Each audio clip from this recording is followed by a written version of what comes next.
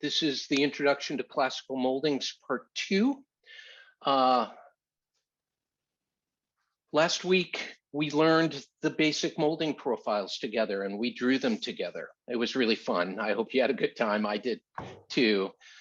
There's really no better way to become familiar with the elements of architecture than to draw them yourself in your sketchbook. And that's exactly what we did together last week. Now you're familiar with the zoology of the moldings, their geometry, and a bit about their character. Tonight, we'll talk about strategies for using those parts to create evocative architecture. We'll cover the decorative embellishment of the moldings, the decoration of the moldings. We'll look at how moldings are used to communicate an allegory of structure. And we'll explore concepts which can help guide us when we're designing with moldings. To start, I'd like to circle back to an idea we discussed at the beginning of the lecture. We came to understand moldings as the atomic units of classical architecture. I asked you to think about moldings in that sense, not as decorative trim to be added to otherwise plain architecture, but as the basic building blocks of the architecture, the little bits and pieces that we put together to make the shapes of the architecture. In the same way that we build up matter, substances, chemical compounds by combining the atoms of elements together in various ways.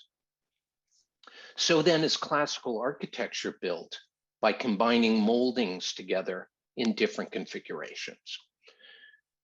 So this is a beautiful drawing. This is a drawing of the Tuscan column and entablature from William Chambers' treatise. We talked about William Chambers a bit last week. And this is a beautiful drawing from his treatise showing the column base, the column capital, and the entablature of his version of the Tuscan order. And here you can see how the individual parts of the architecture are made up by clustering moldings together. So if you can see my laser pointer here, at the base, we have the plinth of the column, the square plinth at the bottom, and that's a fascia molding.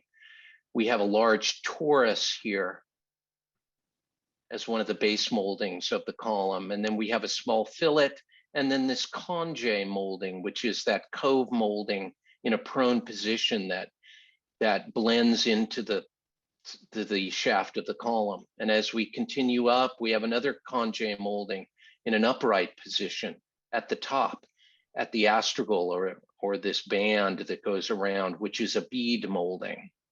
And then as we continue up, we have another conge molding and a fillet, and then a ovalo, which is the echinus of the column, and so on as we move our way up.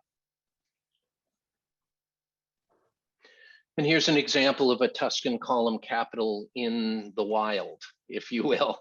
This is a project we designed for a house in Central California. And here the capital of the Tuscan column is rendered in plaster, but you can see those very same shapes are evident here in this realized version of a Tuscan capital. And here's a drawing of the Tuscan cornice showing how the moldings cluster together. Really, the cornice is simply a series of molding shapes in appropriate sizes clustered together to create this element of architecture. Similarly, here's a few sketches from my sketchbook showing some configurations of moldings clustered together to create elements of architecture. In the upper left there, we have a simple column base, which is the Tuscan column base that we just saw with that plinth, and then this big, beautiful torus, and then the fillet, and then that conge molding.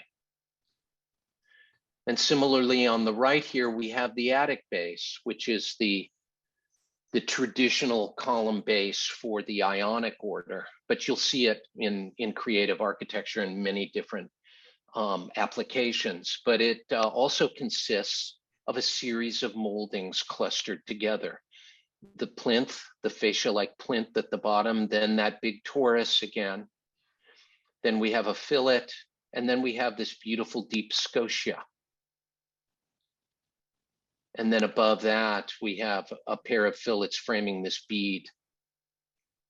And then up above that, we have a conge molding that mediates and blends into the shaft of the column. And that's the attic base. And then if we look at this photograph of the base of a column pilaster, we can see those same shapes realized in 3 dimensions. This is a pilaster from the Breakers, the great Vanderbilt mansion in Newport, Rhode Island. The architect was Richard Morris Hunt. And you can see those same moldings here rendered in 3 dimensions. So at the plinth and the torus, the scotia, and then the minor torus or bead above, and then the conge molding, all mediated by fillets, which separate them and give them crispness. And I think this photograph really beautifully shows how the sculptural quality of the moldings gives us a level of visual interest and delight at a very close range, at the scale of the very small. And that's one of the great virtues of the moldings. One of the things that it does in classical architecture is gives us visual interest at the scale of the very small. So next, I'd like to touch on the embellishment of the moldings. And we'll really start part 2 of our class here looking at that. Moldings are often embellished in many different ways to add an additional layer of interest and an individual character.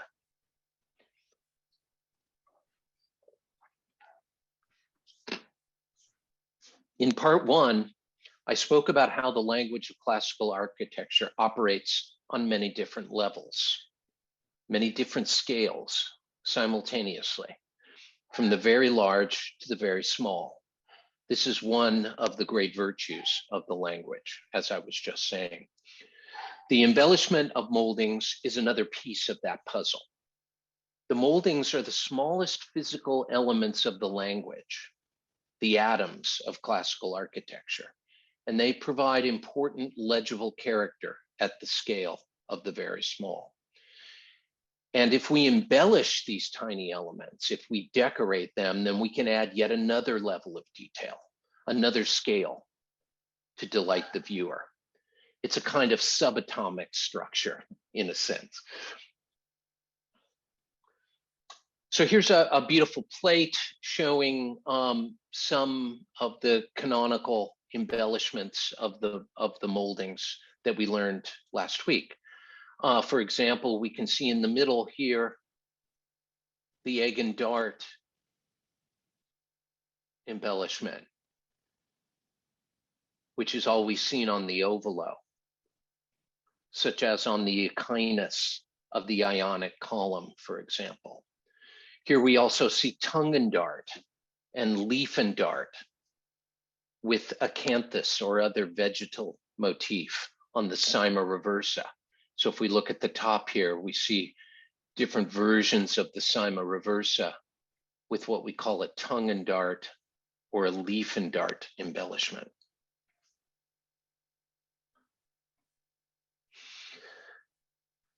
As I said, the ovolo is often decorated with an egg and dart motif.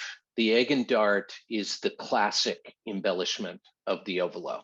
If you see an egg and dart, it's always an ovolo molding in general profile. The egg and dart dates to the early Greek period, and there are many different stories about its origin. Life and death, for example, the egg representing life and the dart representing death, or male and female, kind of a variation on that, with the egg in the womb representing the female and the dart, of course, representing the male. Here's another view of the egg and dart molding in cast plaster. You almost always see that egg enveloped in kind of a pocket or a nest in a sense. And it's usually enveloped by that kind of beautiful shape that wraps around it. And then in between, we see these darts. Sometimes those darts have literal arrowheads on them like this. Other times they're sort of just pointed lozenge shape forms, but they're almost always sharp on the end and intervening between the eggs. Very often you'll see variations of the egg and dart where the eggs are much larger and the darts are minimized. Sometimes the eggs are spaced further apart and the darts are more dramatic and more given more character. And you see lots of different variations on this. And that's one of the wonderful things about the language of classical architecture and these kind of embellishments in particular, is that you can choose to embellish them in different variations, and you can lay out and proportion these embellishments in different ways to give individual character. Here's a good example. This is a detail of the Doric column capitals and the entablature at the Circus in Bath, England. The architect here is John Wood the Elder, and this was constructed about 1760. And note the egg and dart in the echinus of the capitals down here. Very unusual, where the eggs are spaced very widely and they're almost circular or spherical in shape. And then the darts in between are spaced very widely. This is very unusual, but it gives you an idea of the kind of individual character that an individual designer can give to these embellishments to make them unique and make them particular to a particular place or a particular building.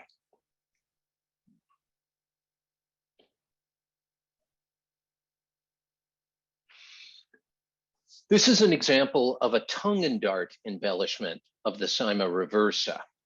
This is one of the most common ways that the Cyma reversa is decorated. You'll often see these, what we call the tongue and dart, which is this kind of lapping tongue shape with intervening darts in between. Similar in some ways in character to the egg and dart, but the tongue and dart works particularly beautifully on the Cyma reversa because the shape of that molding kind of lends itself to having this beautiful tongue shape kind of drape over it. We'll also see something called a leaf and dart, which is a variation of this, but it works the same way.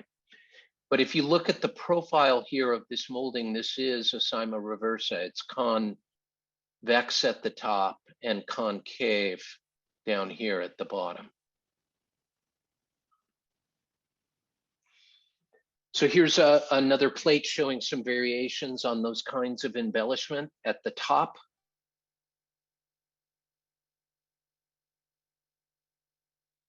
three rows, we see the with variations on the egg and dart. On the upper left, for example, we see the eggs sort of oblong and almost vaguely rectangular in overall shape, and then the intervening darts are severely minimized. We just see the tip kind of poking out. And then we come down, for example, to example E here, where the eggs are spaced a bit further apart and they're more classically egg-shaped. And the darts in between are accentuated and made very much like arrowheads, very much like darts in that sense. And you see all different kinds of variations, and these are 6 examples of different ways that this molding can be embellished with egg and dart. Similarly, in the bottom rows here, we see the Cyma reversa embellished in various ways. We looked at the tongue and dart, and here's an example of that, H, where we see these tongue shapes intervening with dart-shaped darts spaced between them. That's the tongue and dart. We also see leaf and dart, which is similar. It has leaves, as we can see in example I here, and then intervening elements in between, which are the darts. But we see all different kinds of variations on this. Also note the leaf that we see on the corner of these moldings, and you see it over and over again in very different variations. This kind of solves the problem of how you take a decorated, embellished molding and miter it back in at 90 degrees. In order to do that, it kind of upsets the spacing of these elements. And so very often you'll see this leaf placed on the corner to conceal the difficult mitered intersection. You see that in the egg and dart very often. You'll also see it on leaf and dart as well. Sort of a fig leaf in a way, put on the corner to kind of conceal that difficult miter and make it softer. So here you can see an example of that. This is a colonial door surround for a project we designed here in Los Angeles. And here you can see the ovalo molding of the echinus of this column capital. And it's embellished in egg and dart. You can see the eggs and the intervening darts between them. And then on that corner, you can see that acanthus leaf right there carved to kind of resolve the corner. And here you can see it in profile over there. Very common.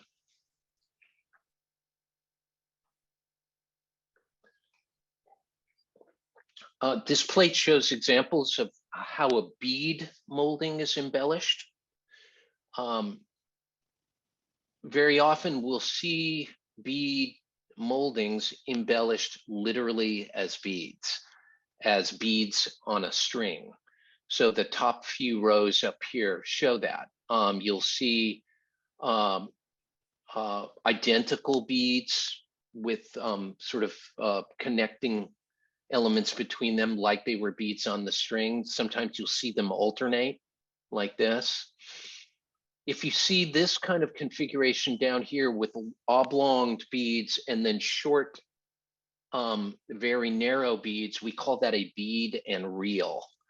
So the larger beads are the beads, and then the little ones in between are called reels. And here's a few examples of that.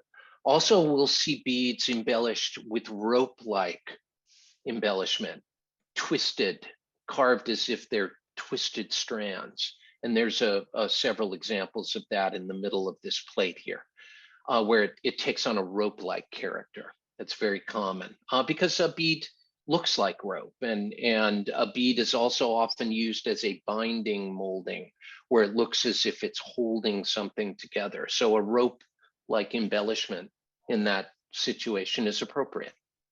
And then sometimes you'll also see vegetal decoration, both as if the beads were like buds, like plant buds or flower buds that were strung together on a string. You'll see that, for example, in this lower row here, or literally as vegetal elements, fronds that are twisted into a rope-like configuration. So lots of creativity available to us there.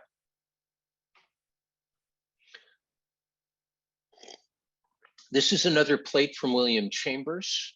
This is a plate describing Palladio's building. This is the entablature, the Ionic entablature from Palladio's Basilica in Vicenza, just outside of Venice.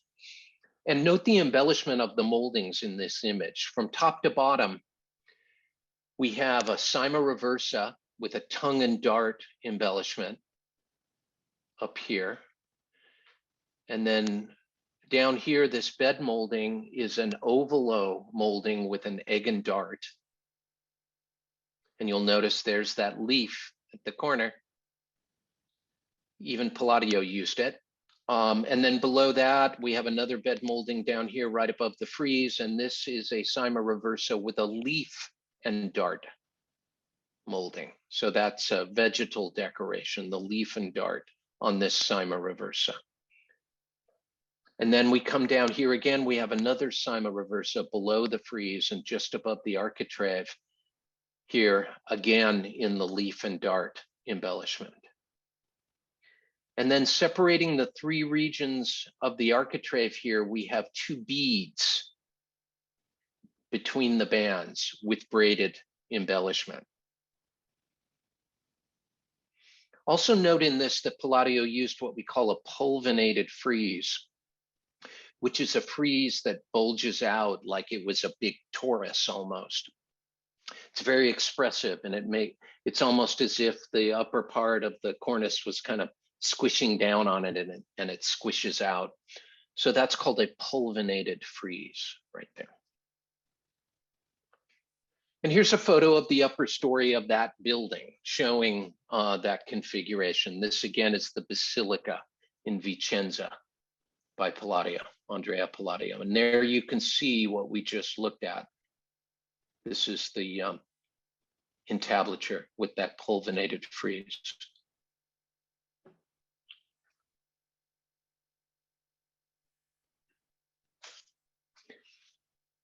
And this is a watercolor rendering of a project I designed for a property here in Hancock Park in Los Angeles. This is a residence rendered in limestone, both limestone rubble and carved limestone, and it features a giant Ionic order on the front facade, where you can see these 3/4 columns go all the way up, and they support an entablature and pediment at the main entrance. And here's a pencil drawing we did during design development on that project, showing a close-up of the detail of the column capital and the entablature. And I think this drawing shows very nicely the kind of engaging detail that can result from embellishing the moldings. It's a way to have the building appear interesting from a distance, but then when we zoom in and get closer and we start to notice the individual decoration on these different small parts of the architecture, it gives it a whole nother layer of interest, another thing to catch our eye as we're up close and personal with it. Here you can see the various moldings of the entablature embellished in egg and dart and tongue and dart.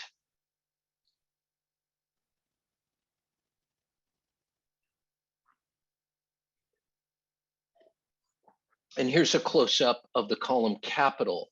This is another pencil drawing that we did during the design process, showing the embellishment of the column capital on that building. And here you can see, for example, on the side view over here, this band that kind of binds the volute, the scroll on the side, we embellished it with these two beads that are bead and reel. We talked about that embellishment a few minutes ago. We can also see the embellishment of the echinus of the column, which is this egg and dart molding that maps across the front of it. I also want you to take a look at the necking of the column here. This is an example of how embellishing elements can really give individual character to a building. So our client was a Texan moved, who was moving to Southern California, and we were designing a house for him here after living most of his life in Texas. And so we decided to embellish the necking of his column here in carvings that depicted the state flowers of Texas and California. So that's the California golden poppy alternating with the Texas bluebonnet. And that goes around the necking, and it has particular meaning for him. And I think it's important to realize that we can individualize these elements in ways that give them individual meaning and individual character. And it's important to remember that.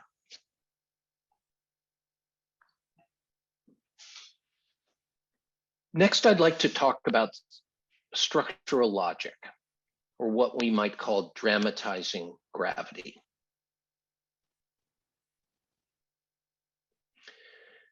Gravity is a primary contributor to the presence of stress inside a building or an architectural construction of any kind.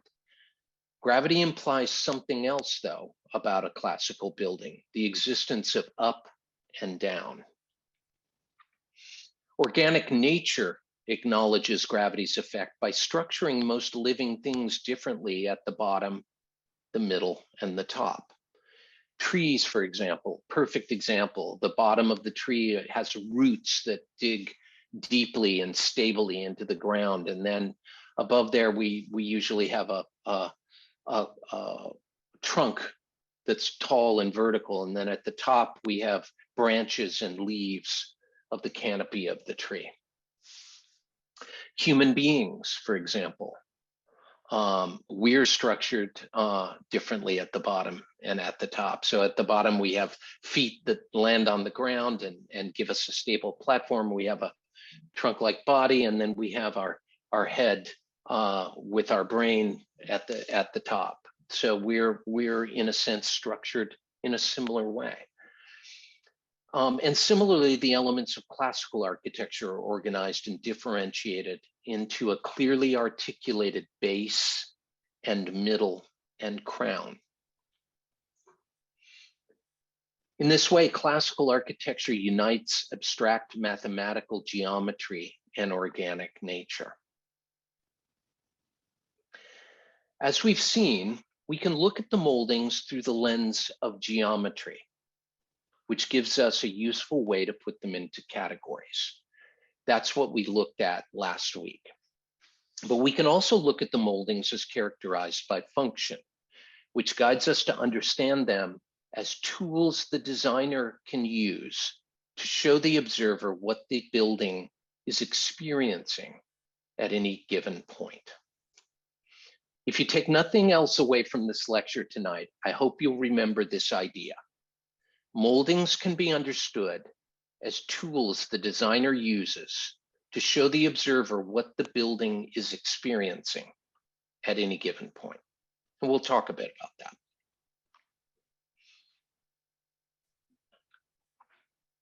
So imagine moldings as sensors distributed across the surfaces of the architecture, communicating to us.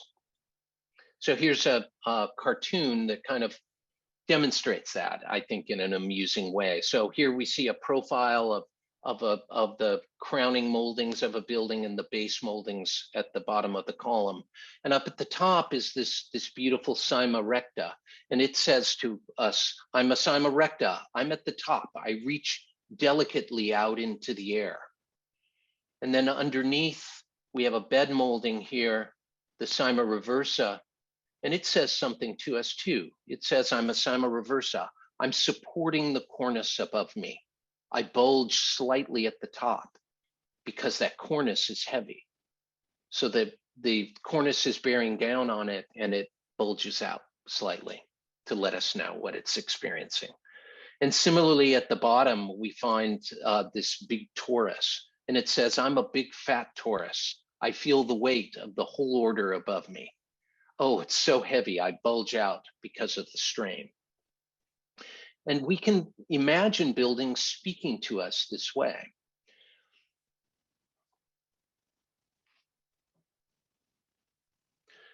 So classical buildings can be seen as vibrant tableaus, as a kind of matrix filled with nodes and intersections that are buzzing with information.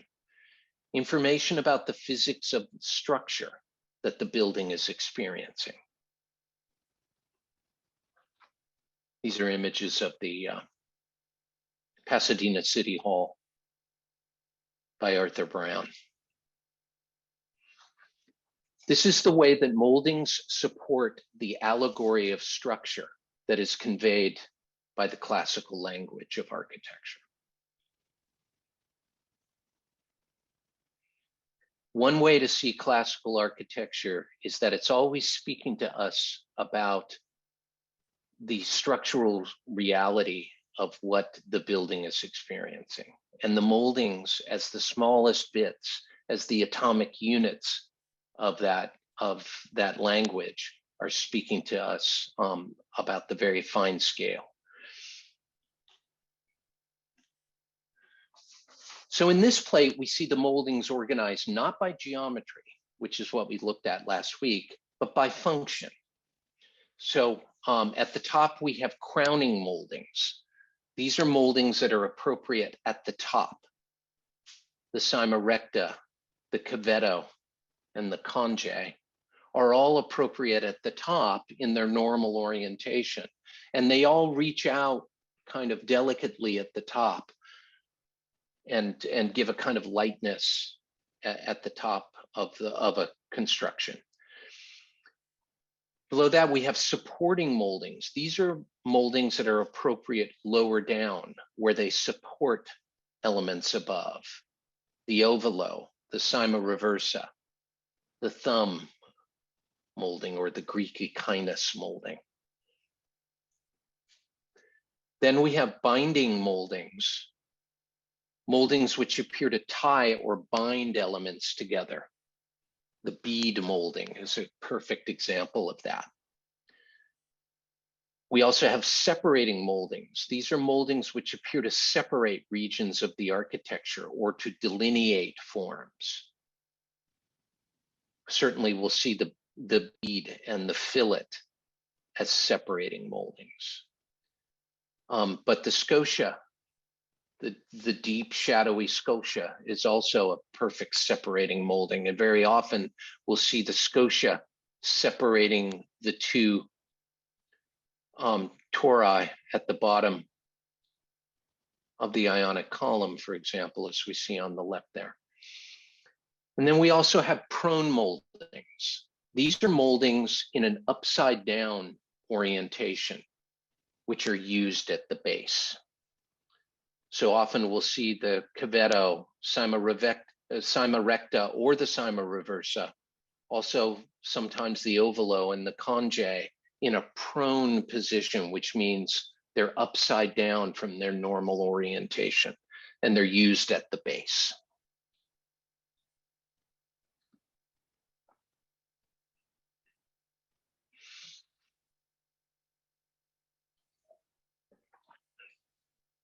Another way to help the designer visualize how to dramatize gravity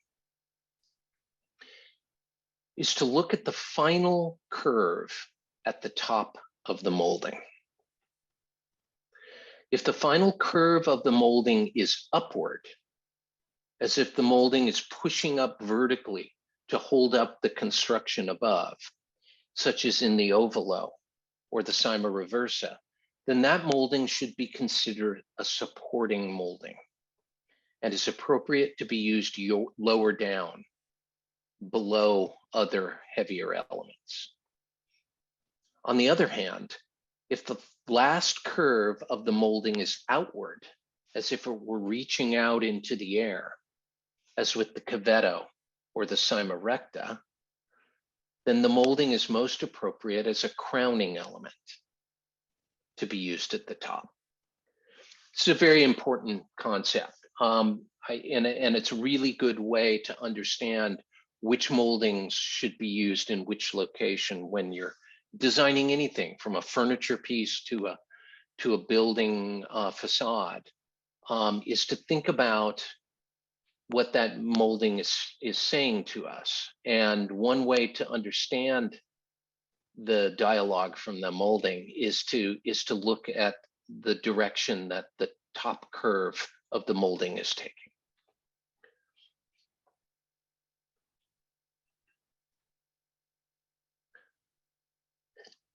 Next, I'd like to share with you a few important principles to consider when we're designing with moldings.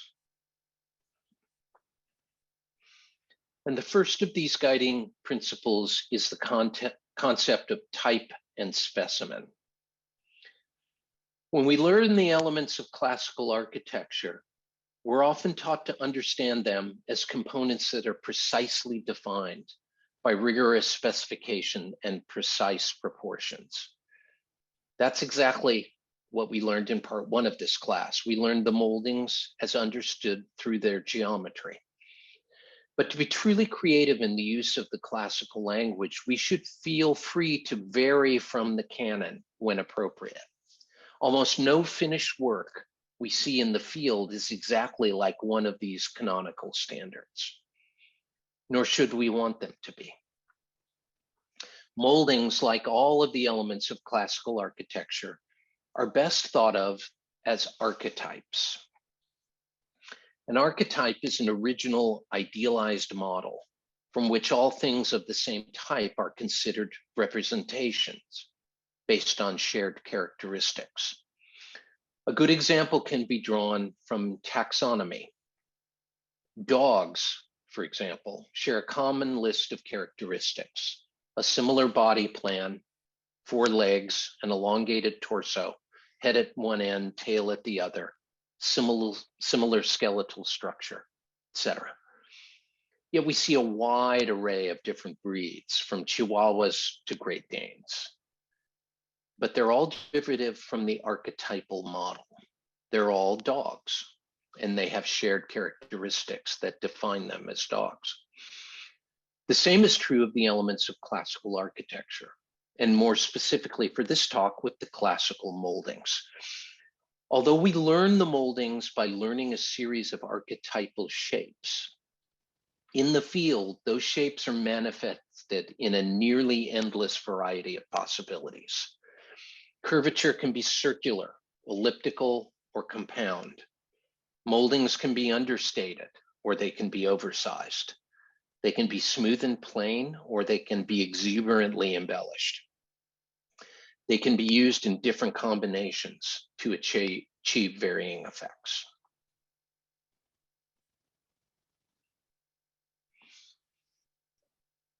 Alternation and contrast. Moldings are almost never used individually. They're usually combined together in a series. When deciding which moldings to comprise a series, try to establish contrast between them. These 3 profiles you see here are 3 good examples of assemblages of moldings that establish contrast.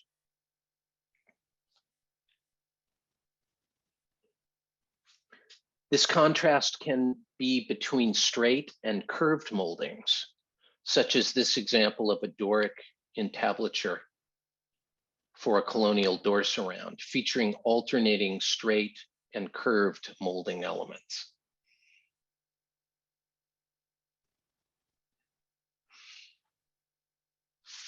Contrast may also be established between concave and convex shapes. The attic base of the Ionic column is a well-known example, where 2 exuberant convex tori are separated by a deeply concave scotia, as in this example by Palladio from a church in Venice. So we can see here, if we look in profile on the left-hand side of this pilaster base, we see these 2 beautiful torus shapes here and here, and then between it, we see this concave shape. So Palladio's really setting up a beautiful contrast between convex, concave, and convex.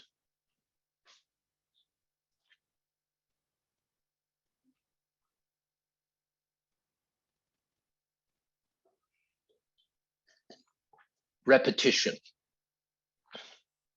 Repeating shapes of a certain type can be effective, but we should avoid stacking identical moldings in literal repetition. This leads to monotony. So here on the right-hand side, you see where a profile where the designer has stacked 2 nearly identical Cyma-reversa moldings, one on top of another. And that's something that should be avoided. Much better to use a configuration like the one on the left, where we have a pleasing variety of shapes, concave and convex, that establish a much more lively and an interesting profile than simply stacking up identical moldings. So that's something that I think you should really be aware of, particularly when we're using stock moldings from a molding manufacturer. It's very easy to start clustering those moldings together in a way that leads to repetition. So beware of that.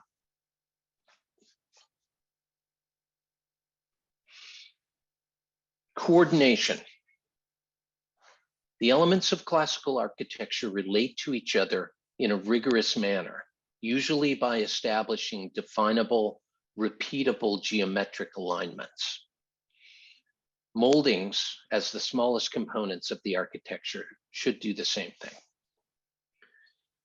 When designing assemblages of moldings, position them so that they relate to each other in a rational manner.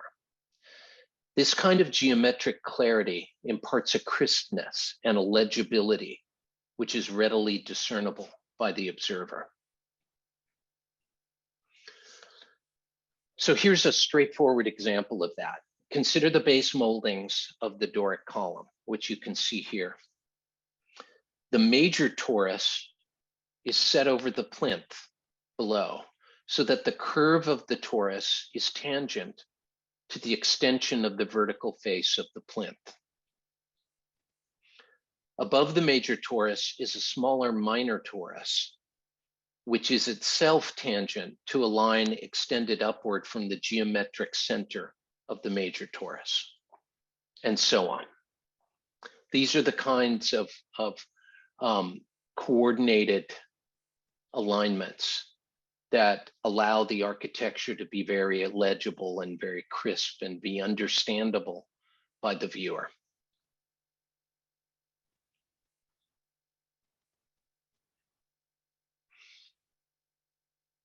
Another important way that moldings coordinate with each other is by observing a facial angle.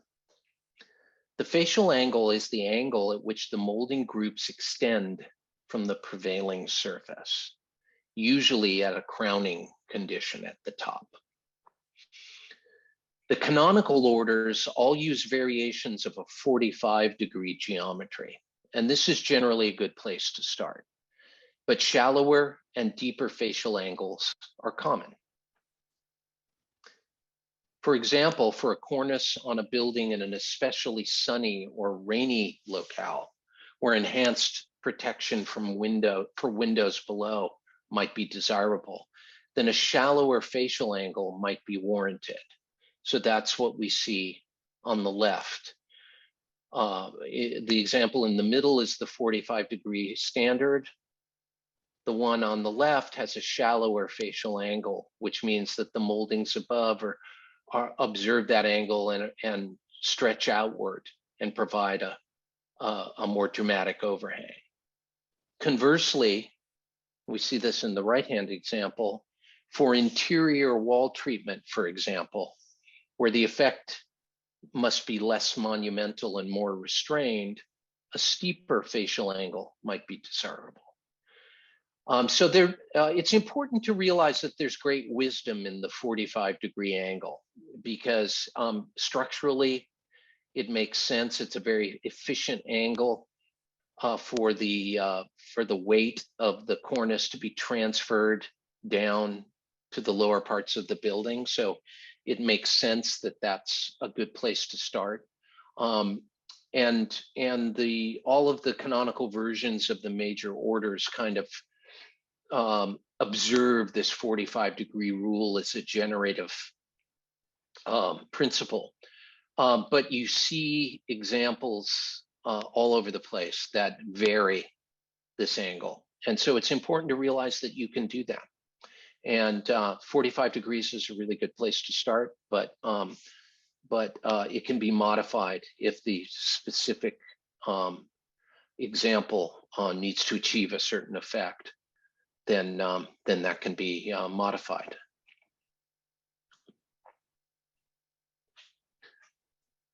Proportion and scale, both must be resolved to have a harmonious whole. Strive to create a hierarchy between your moldings. Always establish certain moldings as dominant, allowing other moldings to be subservient to them. If all the moldings are the same size, they compete for our visual interest, and they create a crowded or agitated effect. So here's an example. The example on the right here, we see an example where we have this big torus shape here, and then we have a crowning molding on top of that is about the same height as the one below. So they are competing for visual interest here. And there's no hierarchy between the two moldings. Much better, an example like we see on the left, where we have a major molding above this elliptical cavetto molding, and it's accented below with a subservient torus below it that provides a accent at the bottom of it, but doesn't compete with the major molding. Oh. As I said, it's a much better strategy to look for one molding to be larger, to be more assertive, and to dominate the composition, and to use the smaller surrounding moldings to provide contrast and to define the boundaries of the larger shape. So here's an example of an interior crowning molding, very common type of molding, where the larger cyma recta molding is dominant. And it's punctuated by small fillets, which define its boundaries at the top and at the bottom. And then below that is an ovalo bed molding, which is underneath and supports the larger molding above it and is subservient to it.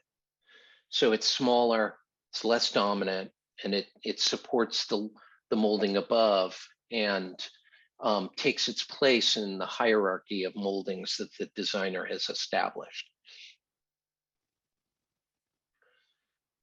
So here's an example from the outrage file of what can happen when you ignore hierarchy and simply start clustering moldings together. This is kind of a crazy assemblage of moldings where no single molding dominates. Each one is competing with the one next to it in a way that is visually agitated and confusing looking. I think that when you create a hierarchy of moldings where some moldings are dominant and some are subservient to them, you're really creating music with the moldings in a sense. You're creating a theme for the moldings, and then the smaller notes support that theme. What we have here is noise, and at all costs, we want to avoid this kind of clustering of moldings together without hierarchy.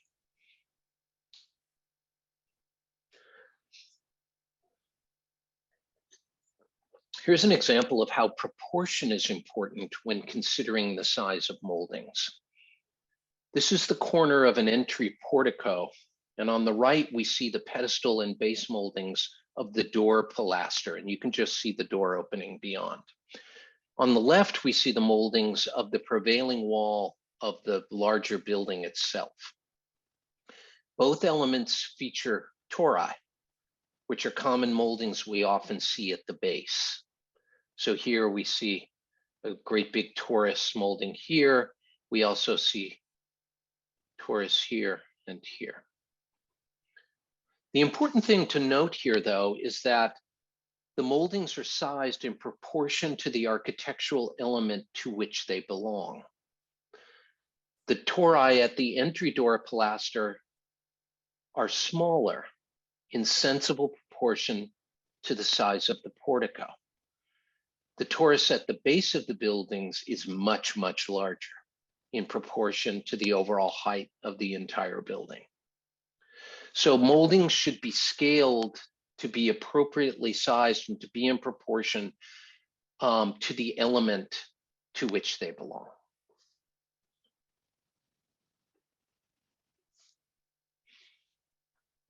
Optical refinements. This is an advanced and a very nuanced subject. Renaissance masters devised methods to modify the moldings to enhance their effect at various locations in the structure. For example, moldings high on the facade of a building can be modified to read better to the observer at street level. This plate from Sebastiano Serlio shows a method for making horizontal masonry courses appear to be the same height from a vantage point of an observer standing a prescribed distance away. As the building rises, the courses become taller in a calculated fashion. So this is a very simple example of an optical refinement.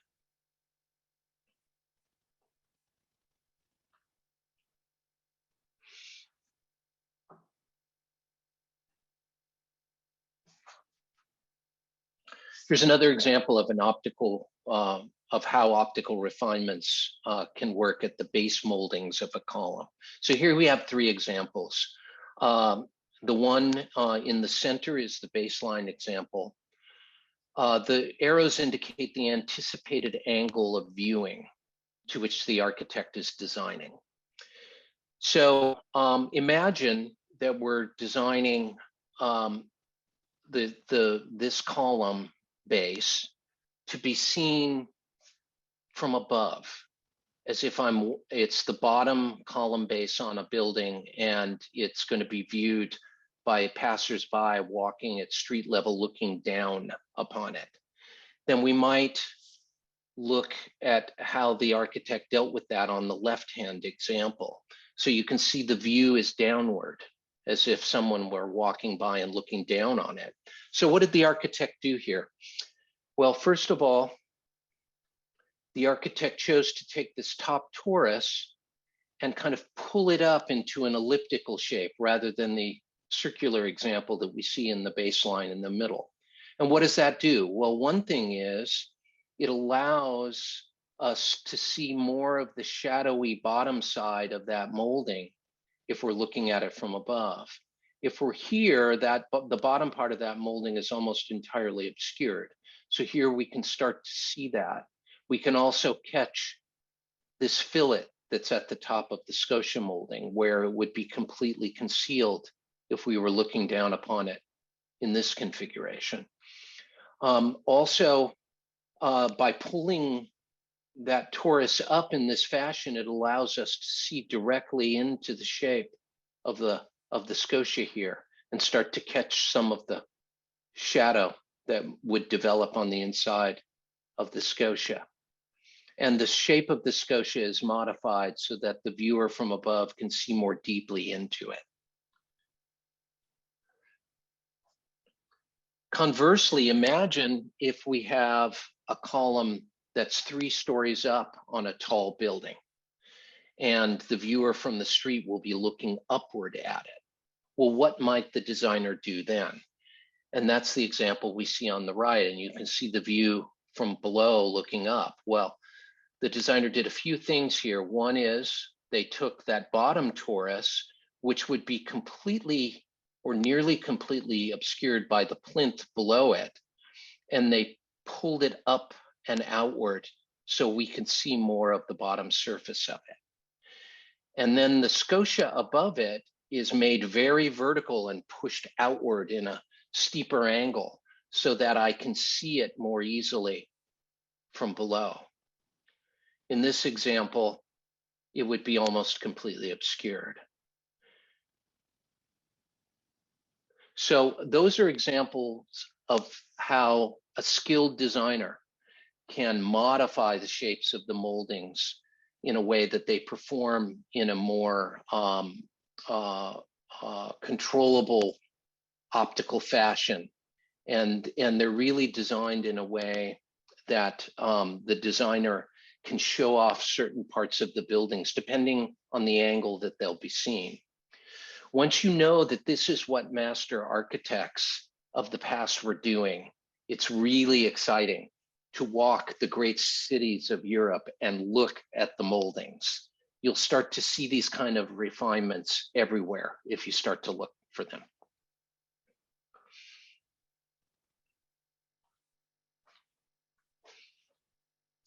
So lastly tonight, I want to talk about the importance of field sketching. There's really no better way to understand the nuances of classical moldings and the elements that are made up of classical moldings than by drawing the details of great buildings from observation in the field. These drawings become excellent reference guides for our future work. As I said, there's a rare day that I don't refer to my own sketchbooks when I'm working in the studio. But just as importantly, I think the act of observational drawing leads to a careful study of the relationships and the hierarchies and the proportions of great buildings. This is a building that I've spent considerable amount of time observing and drawing, and one that many of you may be familiar with. This is the New York Public Library in Midtown Manhattan on Fifth Avenue, designed by the firm of Carrere and Hastings. It was completed in 1911. This library is one of the crowning achievements of the American Beaux-Arts movement.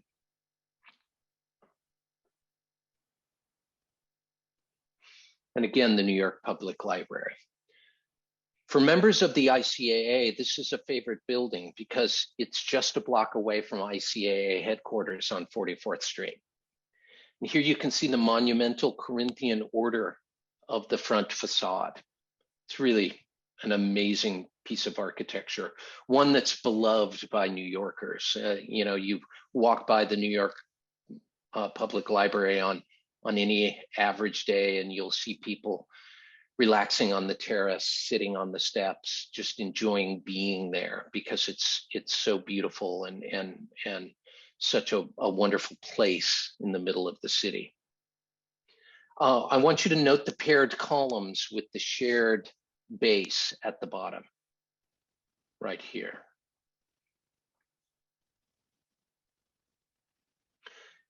So here's an observational drawing I made of that base and plinth of the columns at the New York Public Library. And this is a very simple, straightforward, not a particularly beautiful drawing, but a very useful one, where I started by drawing the basic profile of the moldings on the left-hand side. Here you can see the column shaft coming down and the various moldings of the Corinthian base. And then we can see the profile of the top of that pedestal. And then I extended the lines across and gave an indication of the three-dimensional quality of those moldings. And then I drew some of the embellishment that marches across the fascia there. It's a really wonderful bit of architecture. And I think this is a good example of how just simply spending time looking deeply at an element of architecture allows you to understand it in a way that you might not have seen before. So what's unusual here? Well, the plinth of the column, which is right here, has a prone cavetto molding at the bottom. That's quite unusual. That comes down to this fascia at the top of the pedestal. I think that's really unusual.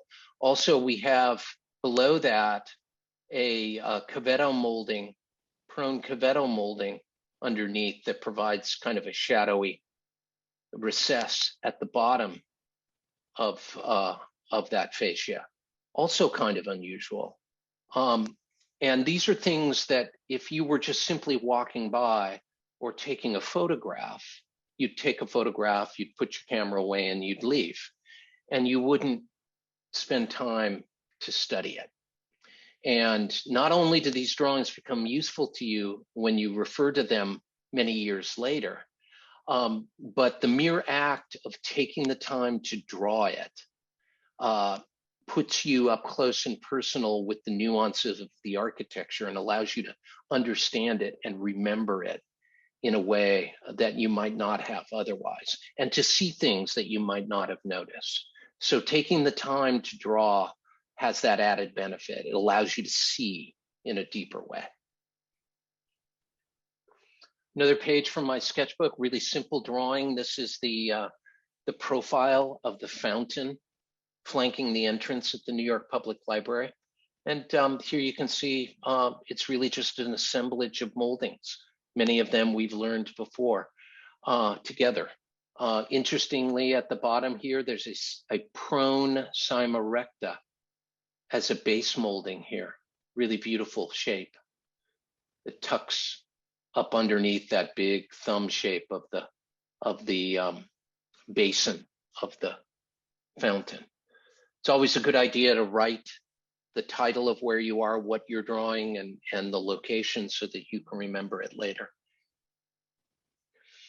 And another example, this is the pedestal at the balustrade, the classical balustrade that goes around the terrace in front of the library. And here I've drawn very simply the profile of the moldings. I removed the middle part of the pedestal, but show all the crowning moldings and all the base moldings, drawn freehand, and then extended on a 45-degree to give a little sense of the three-dimensional quality of it. Also, I called out very simply the tongue and dart molding on this cyma reversa panel molding in the center. But this is a thing that New Yorkers walk by every day, this balustrade. Walked by it hundreds of times, and might have noticed that it's a beautiful element, but might not have taken the time to look at it closely. But spending time drawing it allows you to see it in a deeper way. Let's go in to the New York Public Library. This is the interior of the lobby of the library. It's one of the great interior public spaces in New York. Really remarkable, this wonderful vaulted ceiling, and then there's flanking paired staircases on either side that go up to the upper level. Really remarkable and beautiful, and these wonderful Doric piers that are supporting the vaults, the arched openings at the side, and the vaulting. It's quite remarkable. Another photo of the one of the staircases from the mezzanine. And you can see that big, beautiful pier, and you can see the moldings, the embellished moldings of the arches there.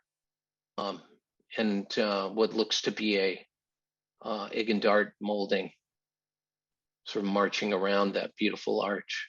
And you can see the embellishment of the moldings in the ceiling vaults. Quite beautiful. And another image of the piers that support the arches at the stairs. And a close-up of the interior Doric order of the New York Public Library.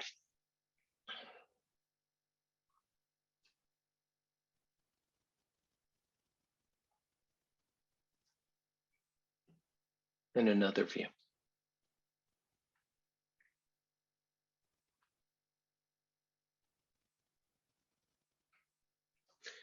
And here's my drawing of the interior order of the library. I spent probably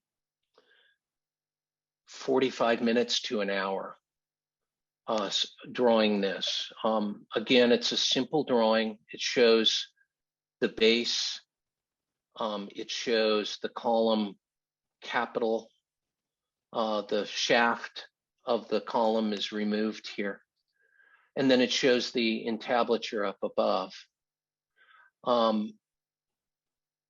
Where there was embellishment of the moldings, I tried to indicate that, as you can see the ovalo embellishment of the echinus of the top of the column. And then we have a cyma reversa here at the top of the abacus that's embellished with a tongue and dart molding that I quickly indicated with pencil. But what's interesting here is that this is actually a really creative bit of architecture. And the creativity in it is something that I might not have noticed had I not taken the time to get close to it and to spend time with it and study it by drawing it. So what do we notice here that's unusual? Well, the top is really interesting.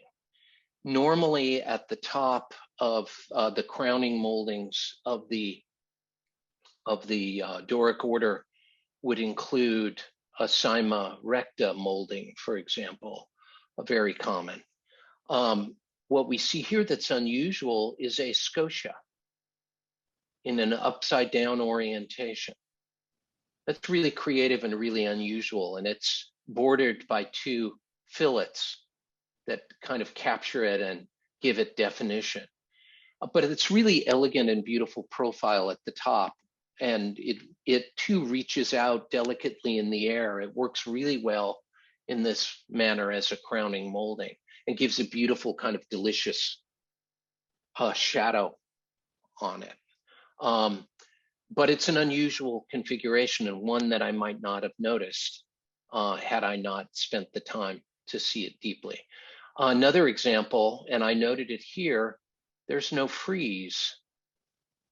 The architects have eliminated the frieze of the entablature. It goes straight from the architrave into the cornice with no frieze. You see this sometimes on interior architecture where the intent is to make the order feel a bit less monumental and top heavy. And so certainly that's what the architects were doing here. But when you walk into a space like that and just let the beauty of it flow over you, you don't notice these details. Even casually glancing at a photograph, you might not notice it. But when you take the time to draw it, you can't help but notice it and see it. It's another thing that I learned in this instance simply by getting out my sketchbook and spending time to draw it.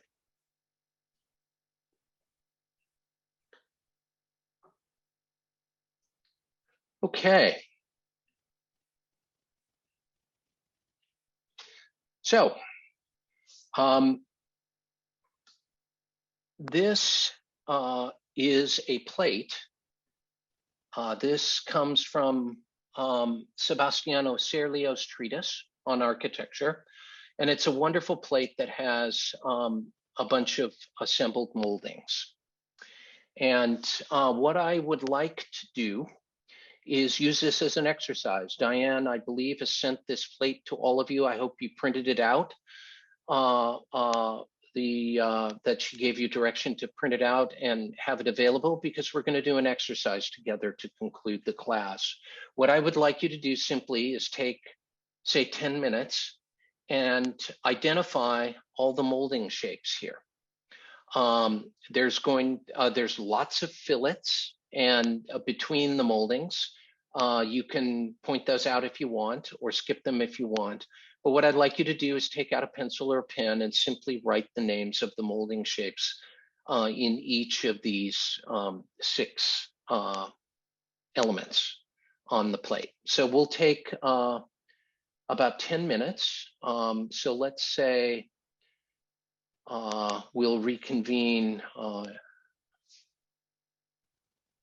about 6, let's see, in my time. So we'll reconvene in 10 minutes. It's 6:12 California time. So let's say 6:25 will be fine. And 25 after. And then we'll review the solution together. So have fun with it.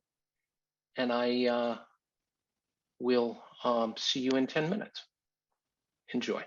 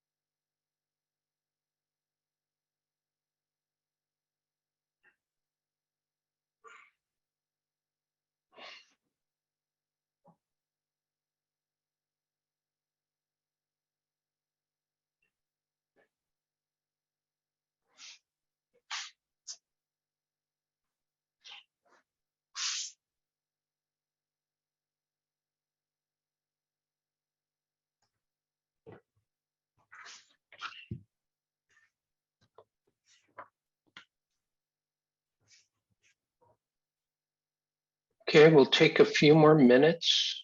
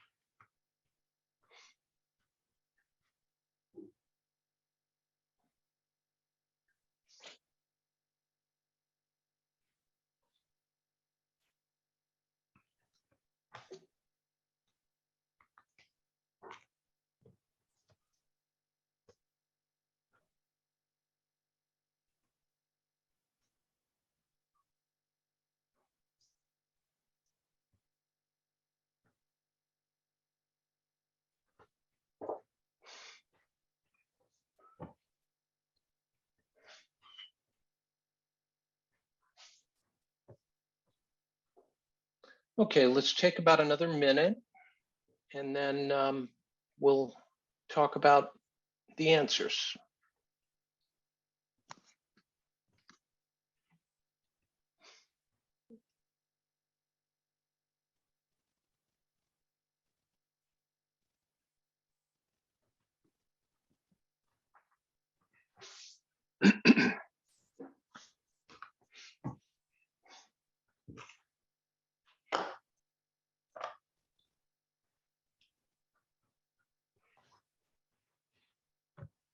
Okay. So what I'd like you to do, we're going to try something a little different tonight. If I were giving this class in person, I would just simply have you shout out the answers as we talked about them, but that's not possible in this format. So what I'm going to suggest we do is use the chat function, not the Q&A, but the chat. Let's save the Q&A for questions, but let's, everybody, you can open up your chat window, and I'm going to point to a molding on the screen with my laser pointer here. If I can get to it. Oh, there. And then the first person that puts it in the chat wins the prize. You won't be graded. I won't tell anybody, but let's give it a try and see if that works. So we're going to first look at this cornice molding A. Okay, it's got a fillet at the top here, but let's ignore that for a moment. And what is this molding right here? Cyma recta. I can't even, Michael. Okay, very good. Excellent, this will work great. Okay, I'm wondering if I can clear them. Otherwise, we're gonna keep scrolling down. I'm not sure I can clear them. It's the first time I've tried this, folks, so bear with me. So well done, everybody got it right. Okay, let's keep going. Then the next molding right here, what do we have here? Okay, I've got answers both conge and fascia, and I think both are actually probably correct. The main molding is a fascia, but it does look like there's a conge at the top. And so whoever said conge is right. Probably, it's a little hard to see in the image, but then that is definitely a fascia. Okay, let's go down to the next one. Again, ignoring the fillets. What is this bed molding right here? Elaine says ovalo, well done. Ovalo it is. This is great, this works well. Very good, and then we'll go down to our next molding here. What do we have here? Conge and fascia, uh-oh. Hang on. I lost my, bear with me just a second.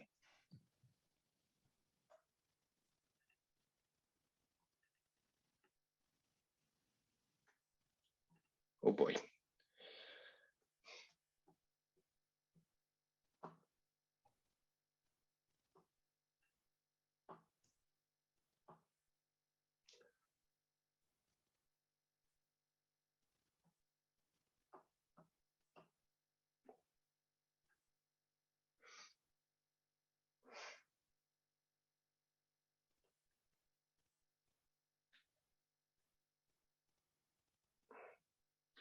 Bear with me just a moment.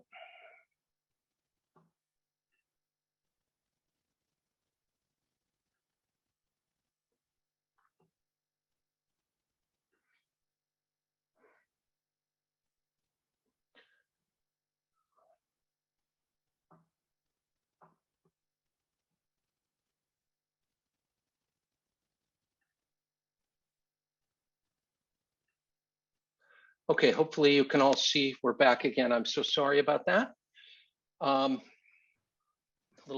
Little technical problem. Okay, and then let's go down to the last molding here. Bear with me, I want to open the chat box. Okay, then we're going to go to the last molding right here at the bottom. What is that? Cyma reversa. Yep, that is exactly right. And that's a common spot that we'll see a Cyma reversa molding is as a supporting bed molding underneath a larger cornice above. Okay, let's keep going. We're going to go to B here. So what do we have here at the top of B? Sarah gets it right. Cyma reversa, that is correct. This is a Cyma reversa in a crowning orientation, which is very unusual. Something that I wouldn't necessarily recommend, but this is Sebastiano Serlio, so I can't claim to have more knowledge than Serlio, but it's an unusual location for a Cyma reversa as a crowning molding like that, but there it is. Next, below that, what do we have? Looks like an ovolo, or it could be a bead. It's a little hard to tell, but it could either be an ovolo or a bead. So I think both of those merit a correct answer. And then below that, we have a fascia. That is correct. Well done, everybody. This is fun. Okay, then we're going to go back down here. We have a big bed molding here. And that is an ovolo. There is a question here, the shaded underside of the fascia, is that a molding? Not in the strictest sense, because we usually think of the moldings as having that sort of outward face.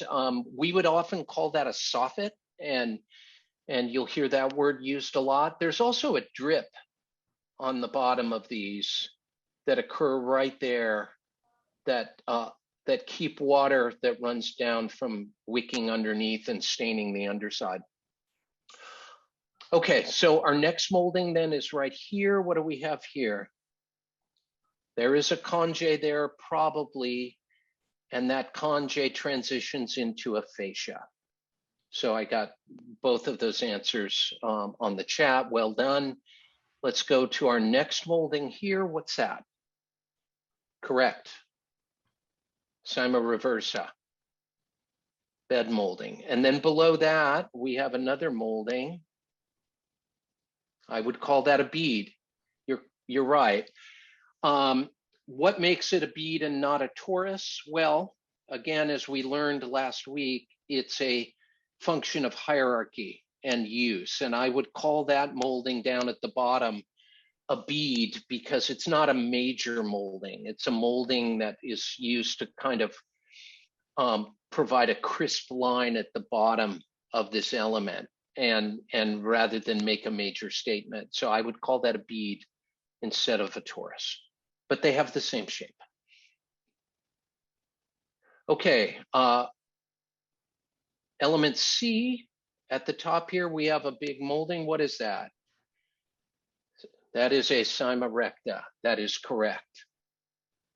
Concave at the top, convex at the bottom in its normal orientation, and the top curve is leading outward. Personally, I find that a much more pleasing crowning molding than the cyma reversa that we just saw. Then below that, we have a molding here. What do we call that? It could either be an ovalo or a bead. Again, it's hard to tell. This seems more ovalo shaped. It seems more like a quarter of a circle. So I think if you answered ovalo, I think you got it right there. Then here again, we have likely a conge at the top and then correct, a fascia below. Then we'll go underneath to these bed moldings. We have one here. What is that? Ovalo. Yes, you're all correct. Well done. Then below that, what do we have? Looks like a bead to me because it looks like the curvature continues around to be a half circle. So I would call that a bead. Next.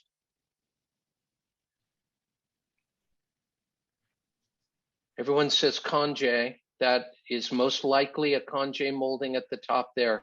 And then below that, Nina, you're correct, a fascia. Then below that, our next major molding is an ovalo. That's correct, Michael and everyone else. And then lastly, at the bottom, we have correct.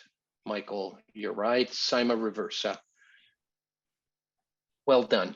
Okay, let's go back up to the upper right with this molding, which looks like, this looks like a fragment of an architrave rather than a complete element. But at the top here, we have a molding. What is it? It is a cyma reversa, and it's got a tongue and dart embellishment on it. Very good. Whoever wrote that, Claudia. Well done. Yeah, the embellishment should give you a little hint about what the molding is, but the profile of it is very clearly a cyma reversa with a convex portion at the top and a concave portion down below. And then we have three segments of this architrave, and what would I call those? Fascias. Fasciae. Yep.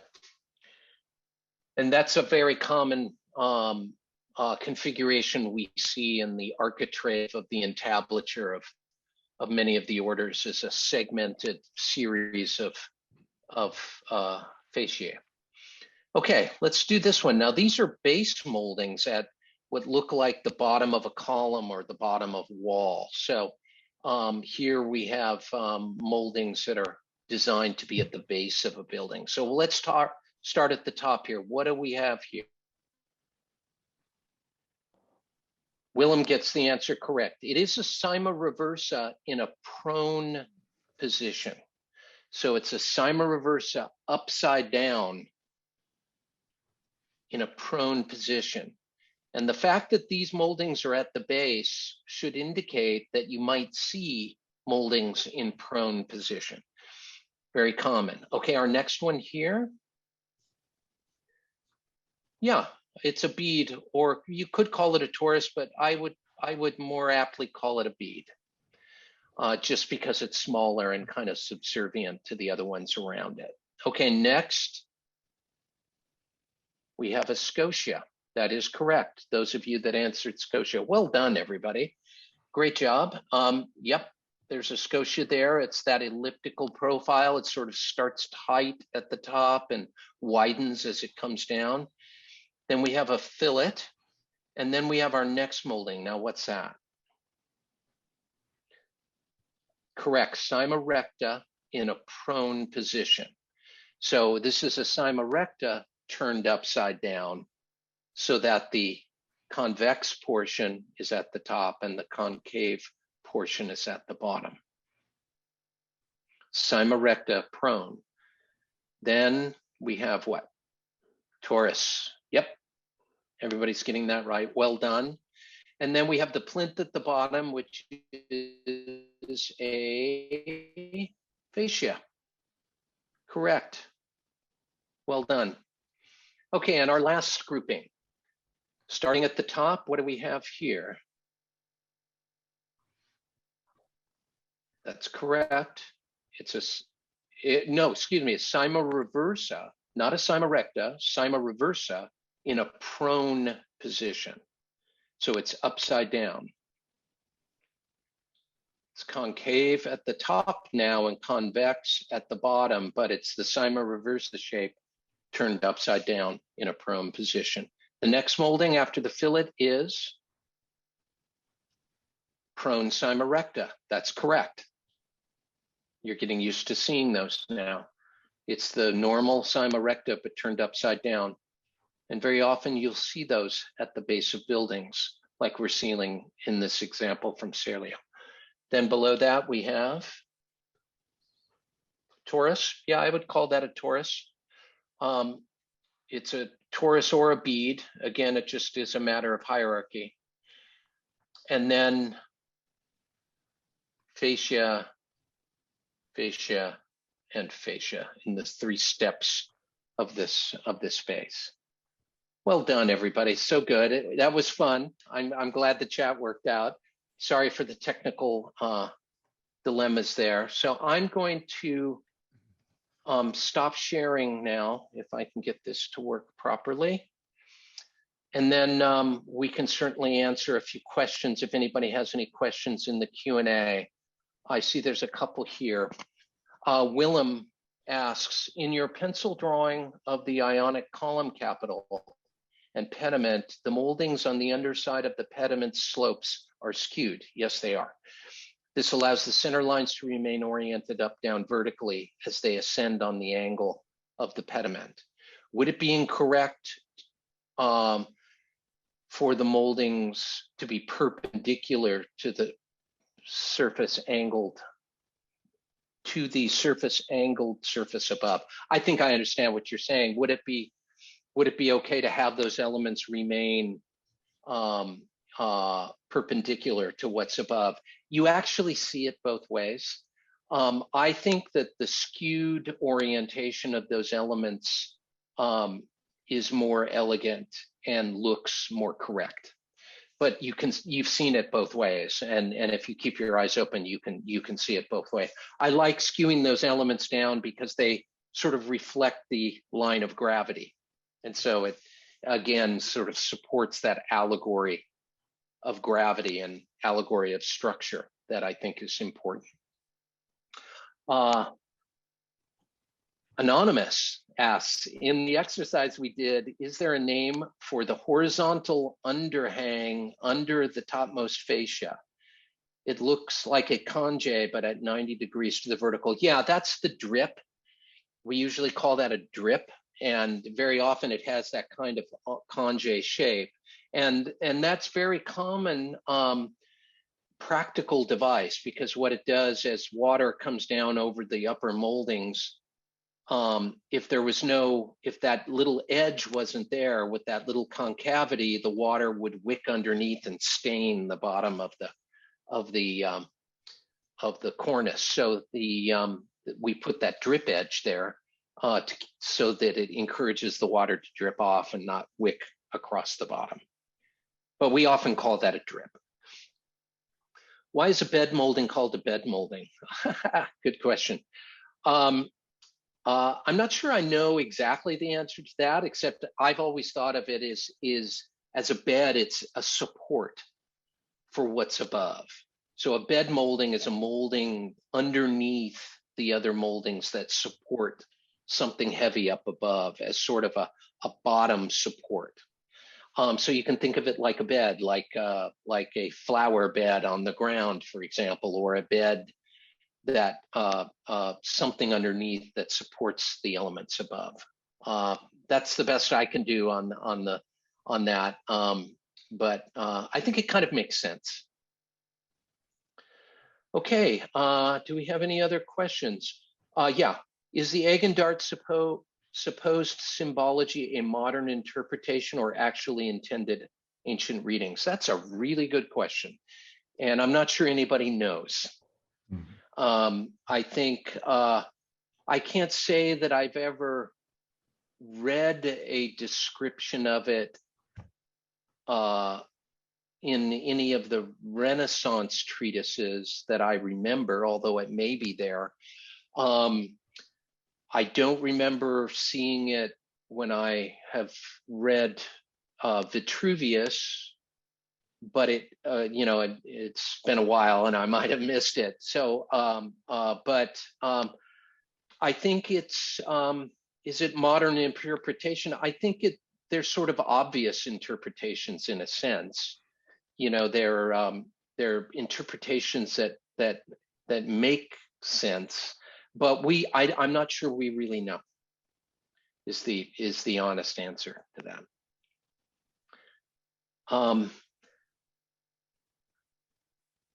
Another question, assuming limited heights and widths and stock embellished moldings, where do we best start laying out and designing our columns, plinths, etc.? Well, I have to be honest that I think the best place to start is from the canon.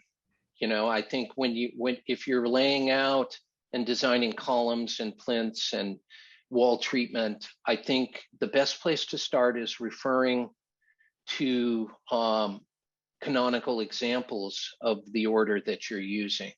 And that allows you to get the basic proportions correct. And from there, you can modify and tweak them for your particular use. But it's always good to kind of refer to the orders as the starting place. And then beyond that, you can start to look at stock moldings and see if they serve your purpose. Very often in our practice, we'll specify custom profiles because we want to get those profiles just right. And there's nothing off the shelf that really does the trick. Sometimes there is, and if so, we will certainly use stock profiles, but very often we'll be drawing what we think should be there. And if it needs to be a custom piece, then very often we'll have a custom moldings cut to that specification.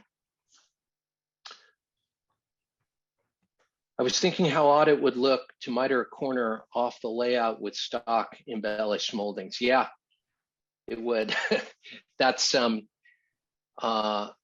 dilemma, the turning the corner with the egg and dart. And we looked at the acanthus leaf solution, which goes back to antiquity. You see it in ancient examples. So they struggled with it the same way we did. Yeah, it's a dilemma. So, but there's ways around it.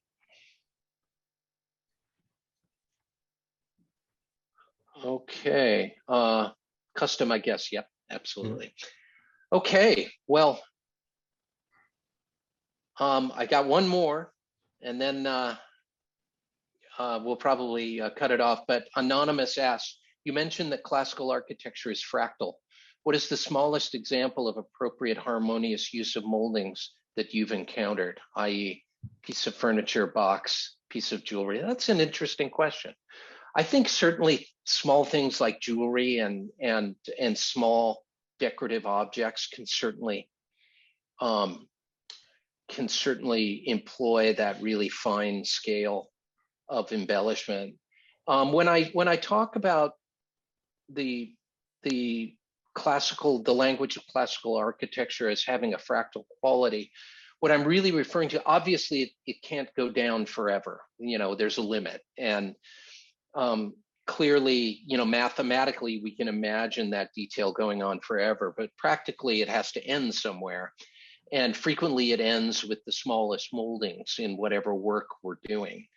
But that fine scale is super important because it sort of defines that bottom edge of the hierarchy of detail in a way that's enchanting to us, right? So it takes those finest bits of the architecture and makes them really engaging. And if we add decoration to those moldings, then it adds even another layer. So, and that kind of repetition of detail at varying scales is what mathematicians refer to as fractal. And that's why I use that word. Okay, Winston, I think we did it. Thank you so much, everyone. I'm going to share my screen one more time, if that's okay, really quickly, to show this last couple of slides. For further reading, I really encourage you to go look up 3 articles that I wrote for Traditional Building Magazine. The Purpose of Molding, Using Moldings, and Moldings, Nature and Beauty. They contain a good portion of the material from this class. Diane Sipos will be sending you links to these. All of the students that have signed up for the class will have links to these, and you can go read them. But they're a good refresher and overview of this material.